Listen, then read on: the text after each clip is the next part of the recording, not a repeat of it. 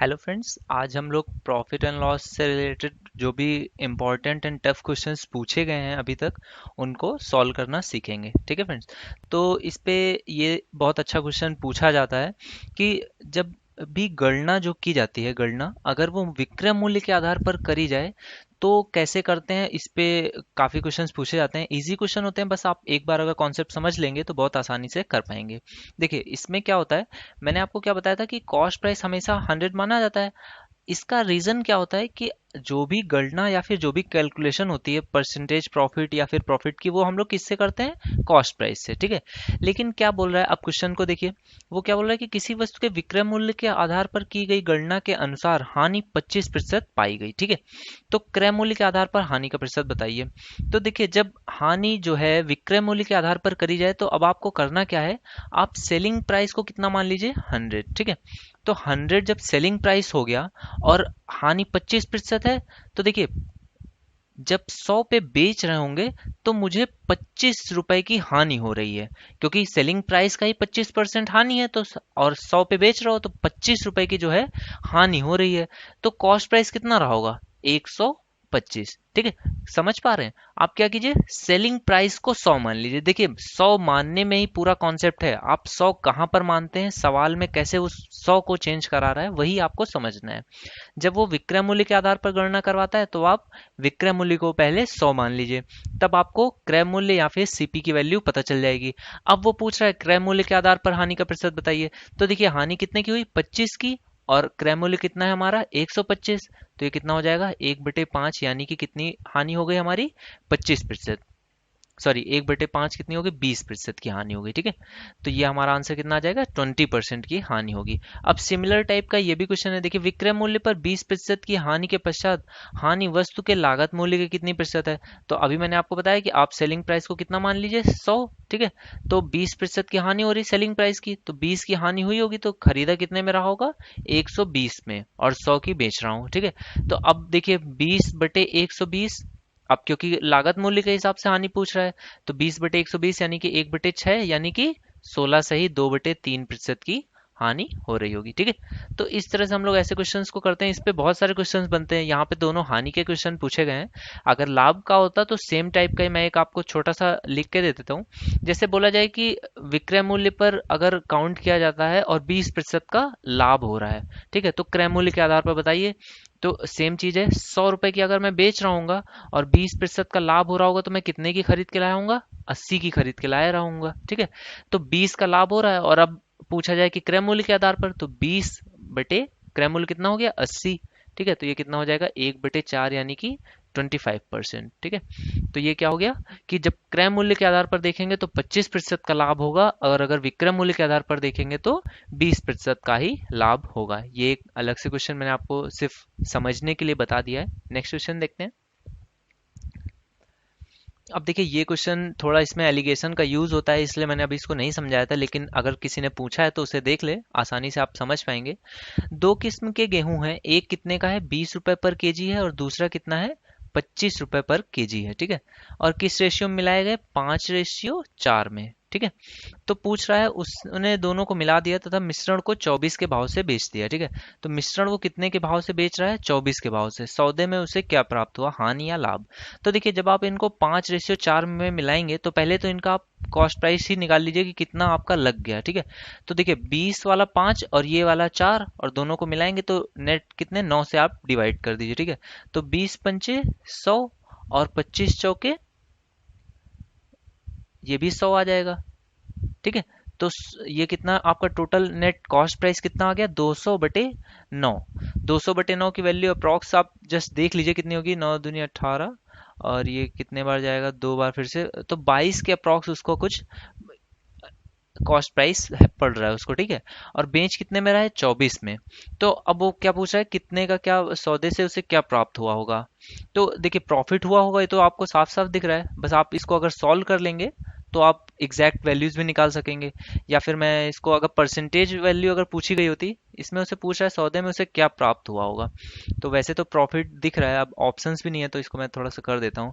इसकी value approx के बजाय आप थोड़ा सा और निकाल लीजिए। तो ये कितना आ रहा है, 9 दूनी 18 के 2, फिर से 9 दूनी 18, ये 22 पॉइंट ऐसे 22 करके जाएगा, और ये 24 में बेच रहा है, तो अगर सिर्फ प्रॉफिट के ऑप्शंस हो तो आप सीधे से देख सकते हैं कितने की प्रॉफिट हो रही होगी, 1.77 ऐसे करके प्रॉफिट होगा, 778 करके, ठीक है। या फिर अगर परसेंटेज में पूछा गया हो तो 1.778 अपॉन 22.22, ठीक है। तो इस तरह से अगर ऑप्शंस होते तो मैं और इसको एक्सप्लेन कर पाता, ऑप्शंस नहीं है इसमें। नेक्स्ट देखते हैं। अब देखिए ये क्वेश्चन क्या कह रहा है कि एक व्यापारी ने अपने वस्तुओं को उनके क्रय मूल्य से 20% अधिक पर अंकित किया। तो क्रय मूल्य कितना हो गया, 100, तो अंकित कितने पे किया होगा, 120 पे। उसने आधी वस्तुओं को उनके अंकित मूल्य पर, एक चौथाई को 20% की कटौती पर, शेष को 40% की कटौती पर। अब देखिए ये क्वेश्चन कैसा है, बाद में क्या किया गया, 4 पे डिवाइड किया गया है। तो इस पे आप पहले से ही इसको 4 से मल्टीप्लाई कर लीजिए, ठीक है। तो आपका नेट कॉस्ट प्राइस कितना आ गया, 400, ठीक है। और यहाँ पर भी 4 से मल्टीप्लाई हो जाएगा, तो ये कितना हो गया, 480, ठीक है। तो अब वो क्या बोल रहा है, आधी वस्तुओं को उनके क्रय मूल्य पे, तो आधी को क्रय मूल्य पे ही, सॉरी अंकित मूल्य पे, तो अंकित मूल्य कितना है, 120 किया है, तो आधी यानी कि 2 को, तो 2 को कितना है, 240 पे ही उसने बेच दिया, ठीक है। अब आधी को उसने क्या किया, यानी कि सॉरी एक चौथाई, एक चौथाई कितनी है, 120 है। इसको क्या 20% की कटौती पे, तो इसका आप 20% डिस्काउंट दीजिए इस पे, तो कितना आ जाएगा, 24 रुपए इस पे घटा दीजिए, यानी कि 96 रुपए में बेची। और शेष यानी कि फिर से 120 बची हुई है, उसको 40% की कटौती पे, तो इसका 40% निकालिए, जो कितना आ जाएगा, 48 आ जाएगा, यानी कि कितने पे बेचा होगा, आप इस पे 28, 100 में 28 घटाएंगे तो कितना आ जाएगा, 72, ठीक है। तो ये कितने पे बेचा है उसने, 72 रुपए पे बेचा होगा, ठीक है। तो नेट उसका देखिए कितने में उसने बेचा हुआ है। देखिए अगर इस सवाल में आप करना चाहें तो इसको ये दोनों पूरा एक साथ ऐड कर लीजिए तो भी आपका आंसर आ जाएगा 200, और यहाँ पे ये कितना हो जाएगा, देखिए मैं ऐड कर देता हूँ, 6 2 8 और 9 और 7 168, ठीक है। 168 ये आ गया, और 240 और ऐड कर दूंगा तो ये कितना हो जाएगा, इस पे 240 और ऐड कर लीजिए, 8 6 4 10 0 1 408। तो उसे 8 रुपए का प्रॉफिट हो रहा है 400 में, तो 8/400 निकाल लीजिए कितना आएगा, इस ये कितने बार जाएगा, 8×5 = 1/50, यानी कि 2% का उसे प्रॉफिट हो रहा होगा, ठीक है। इजी क्वेश्चन था थोड़ा सा, आप अगर सॉल्व करना पहले एक बार ट्राई करें, आप वीडियोस देख लीजिए तब आप आसानी से कर भी पाएंगे। नेक्स्ट देखते हैं। अब देखिए ये एक अच्छा क्वेश्चन है, इस पे पूछा गया है कि चीनी के मूल्य में 12.5% की कमी होने पर एक व्यक्ति कुछ रुपए में 9 किलोग्राम चीनी अधिक खरीद पाता है। यदि मूल्य में 12.5% वृद्धि होती तो वह कितनी खरीद पाता, चीनी चीनी कितनी, यहाँ पे होगा कितनी चीनी कम खरीद पाता। ये क्वेश्चन में थोड़ा सा मिसिंग है, हैंड रिटन है आप लोगों का क्वेश्चन, अच्छा है इसलिए मैंने इसको लिया है, अदरवाइज आप बुक जहां से भी देखें वहां से क्वेश्चन पूछा कीजिए, ठीक है। देखिए ये क्वेश्चन बहुत अच्छा है, इसको आप ध्यान से समझ लीजिए। देखिए 12.5% आपको पता है कितना होता है, 1/8, यानी कि अगर पहले मूल्य कितना 8 रहा होगा तो अब कितना हो जाएगा, 7, ठीक है। तो देखिए कितने की कमी हुई है, एक की कमी हुई है, 8 अगर पहले मूल्य था, 8 रुपीज पर केजी अगर मूल्य था, तो अब मूल्य कितना हो गया, 7 रुपीज पर केजी, ठीक है। अब वो क्या बोल रहा है कि 9 किलोग्राम चीनी अधिक खरीद पाता। देखिए इसमें रुपए नहीं दिया, अगर रुपए दिया होता तो बहुत इजी क्वेश्चन हो जाता, लेकिन रुपए नहीं दिया, उसने क्या बोला है कि 9 किलोग्राम चीनी अधिक खरीद पाता है। तो देखिए वो कितने रुपए लेके गया होगा एक्स्ट्रा, आप ये निकाल सकते हैं। देखिए 7 रुपए पर केजी हो गया है, और पहले 8 रुपए पर केजी था, तो वो 9 किलोग्राम अधिक खरीद पाया, इसके लिए वो 9 रुपए 9 किलो और 7 रुपए पर केजी ये रेट है, यानी कि 63 रुपए जो है वो एक्स्ट्रा लेकर गया होगा। पहले जो है वो 63 रुपए एक्स्ट्रा लेके गया होगा, वो मान के गया होगा कि 8 रुपए पर केजी है, तो वो कुछ रुपए लेकर गया होगा, लेकिन उसके पास 63 रुपए एक्स्ट्रा बच गए होंगे, ठीक है। तो ये चीज आपने यहाँ से निकाल ली कि 9 रुपए पर केजी है, तो 7 किलोग्राम क्योंकि हो गया था प्राइस, तो उसके पास 63 रुपए एक्स्ट्रा बच गए होंगे। अब वो क्या बोल रहा है कि यदि मूल्य में 12.5% की वृद्धि हुई होती, यानी कि 8 से 7 होने के बजाय रेट क्या हो जाता, 8 से 9 रुपए पर केजी हो जाता, तो क्या कितनी चीनी कम खरीद पाता। तो देखिए अब जो 63 रुपए उसके पास एक्स्ट्रा थे, वही वो 63 रुपए क्या होते, यहाँ पर देखिए 9 से ये कितना हो जाएगा, डिवाइड हो जाएगा, तो ये कितना आ जाएगा, 7 किलो, ठीक है। तो ये जो पहले उसके पास 63 रुपए जो एक्स्ट्रा हो रहे थे, वही जब 8 के बजाय 9 रुपए का बिकेगा, तो उतने ही 63 रुपए उसके पास अब क्या हो जाएंगे, कम पड़ जाएंगे।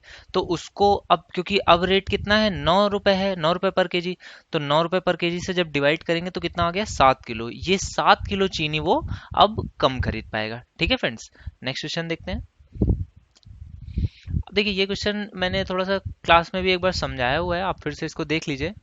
ए article was sold at a profit of 12%। ठीक है, जैसा वो बोलता जा रहा है आप वैसा करते जाइए। अगर 100% कॉस्ट प्राइस है तो कितने में बेच रहा होगा, 112% में। ठीक है, if the cost price would be 10% less, जो कॉस्ट प्राइस है 100 के बजाय 10% लेस, यानी कितने का होता, 90% का होता। ठीक है, तो क्या बोल रहा है, और सेलिंग प्राइस वुड बी 5.75 मोर, अगर सेलिंग प्राइस जो है वो कितना, 5.75 ज्यादा होता, तो क्या होता, 30% उसका प्रॉफिट जो है, then would be profit of 30%, 30% का प्रॉफिट होता।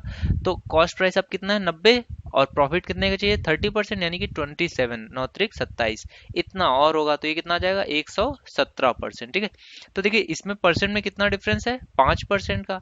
तो 5% की वैल्यू कितनी है, 5.75, तो 1% की वैल्यू कितनी आ जाएगी, 5 से डिवाइड कर दीजिए, 1.15। ठीक है, तो 1% की वैल्यू आ गई 1.15। अब पूछ क्या रहा है, कॉस्ट प्राइस, तो 100 से मल्टीप्लाई कर देते 115 आ जाता।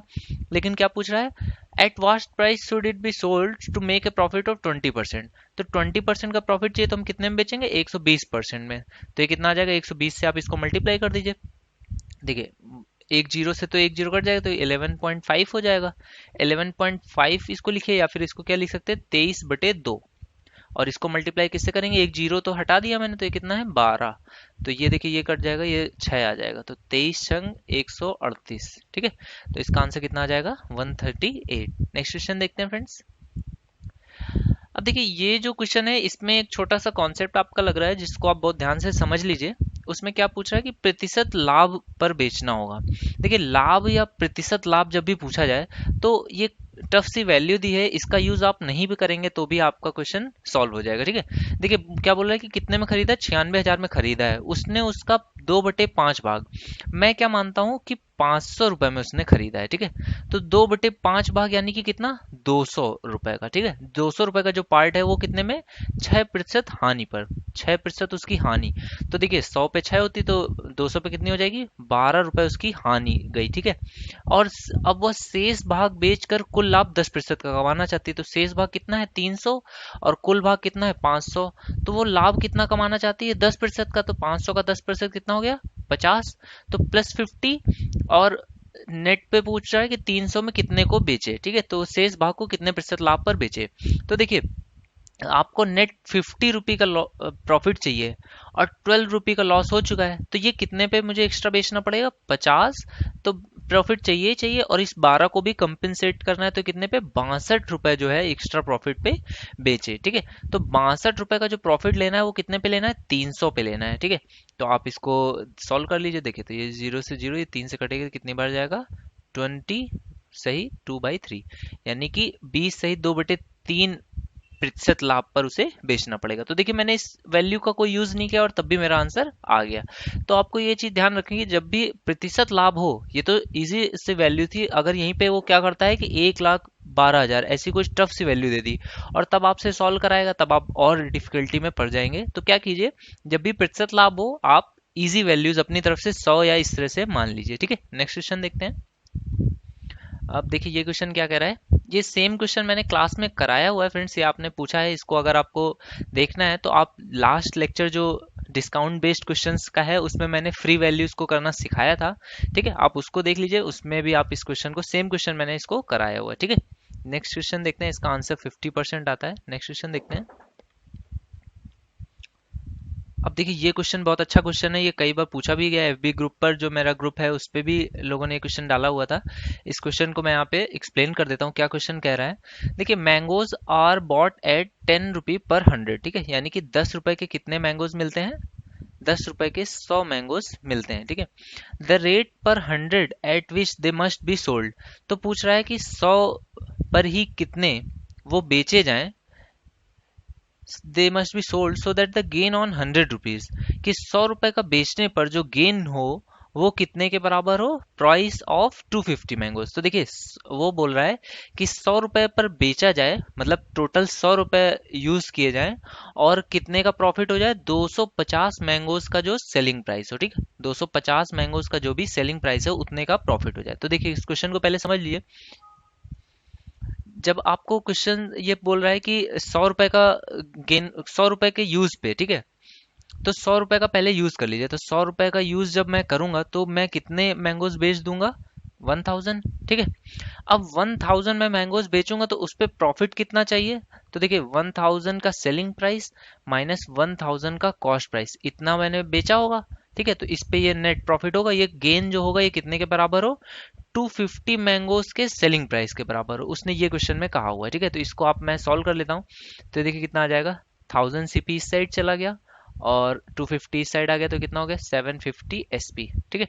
तो ये इसको SP अपॉन CP का मैं रेशियो निकाल लेता हूँ, तो ये कितना आ जाएगा, 4/3, ठीक है। जीरो से जीरो कटा, 25 चौके 100, 25 से 75, ठीक है। तो SP और CP का रेशियो मेरा आ गया 4/3। अब देखिए क्वेश्चन में क्या कह रहा है कि मैं एक का सेलिंग प्राइस अगर 4 है तो कॉस्ट प्राइस कितना, 3 है, और क्वेश्चन में गिवन है कि 10 रुपए के कितने मैंगोज मिलते हैं, 100। तो एक मैंगो का सेलिंग प्राइस कितना है, या एक मैंगो का बजाय मैं 100 का ही पूछा गया है, उसने 100 पे ही पूछा है।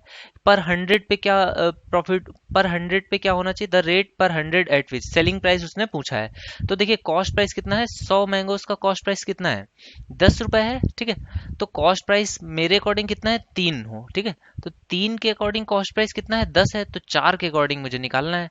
तो देखिए 3 की वैल्यू कितनी है, 10, तो 4 की वैल्यू कितनी होगी, तो देखिए 10/3, ये तो 1 की वैल्यू आ गई, और 4 से हो जाएगा मल्टीप्लाई, तो ये कितना आ जाएगा, 40/3। तो ये कितना सॉल्व हो जाएगा, 13, 26, 37, 39, सही 1/3, ठीक है। तो इसका आंसर कितना आ जाएगा, 13 सही 1/3। इसको आप एक बार फिर से समझ लीजिए। देखिए एक की वैल्यू नहीं निकालनी है, उसने पूछा है द रेट पर 100, 100 पे रेट निकालना है। तो मैंने यहाँ पर इसलिए एक को नहीं सॉल्व किया, क्योंकि 100 पे रेट निकालना है, तो मैं 100 का ही सीधे से कॉस्ट प्राइस मैंने लेके यहाँ पर रख दिया, तो मुझे क्या पता चल गया, सीधे से 100 के लिए सेलिंग प्राइस पता चल गया, जो कि वो क्वेश्चन में पूछ रहा है, ठीक है फ्रेंड्स।